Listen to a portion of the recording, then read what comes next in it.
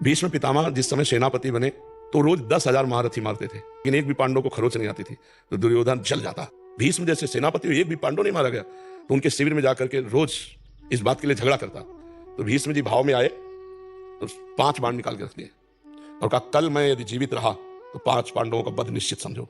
खबर फैल गई पूरे दोनों शिविरों में। इतने में द्रौपदी जी आ गई। बोले, प्रभु सुना? बोले, हाँ।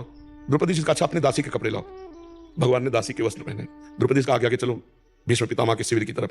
सीधे भीष्म जी के सामने गए। वो संध्या के समय जप कर रहे थे। जाकर प्रणाम किया पितामह। तो उनको भी यही बात समझ में आई कि दुर्योधन की पत्नी आई है, का सौभाग्यवती भव। संध्या का समय था।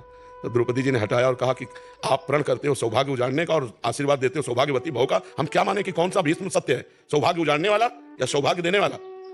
भीष्म जी का माला छूट गया।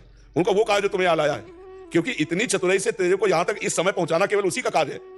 भीष्म जी ने जब देखा तो कहा, बेटी तेरे सौभाग्य को कौन उजाड़ सकता है? हम जैसे सैकड़ों भीष्म तो भी नहीं उजाड़ सकते, जिसका रक्षक ये गोविंद तुम्हारे लिए दासी बन के आया है, तुम्हारे तब भगवान से कहा, मेरा प्रण तो तुम तोड़ दिए, लेकिन तुम्हारा भी प्रण तोड़ूंगा कल। तुमने कहा युद्ध में मैं अस्त्र ग्रहण नहीं करूंगा और कल मैं गंगा का पुत्र नहीं कहूंगा अगर तुमसे अस्त्र न ग्रहण करा। तो भगवान ने कहा, ये बात हो जाएगी। प्रभु अगर जीवित रहा तो मैं बाण संधान करूंगा पांडवों के ऊपर, तो आप ये करना कि जो ही मैं युद्ध क्षेत्र में जाऊं कल, तो सामने शिखंडी को खड़ा कर देना। शिखंडी आज भी मेरी दृष्टि में अंबा है और मैं स्त्री पर कभी बाण नहीं चलाता। इतने में अर्जुन से कह देना मुझे बाणों की सैया पे सुला दे।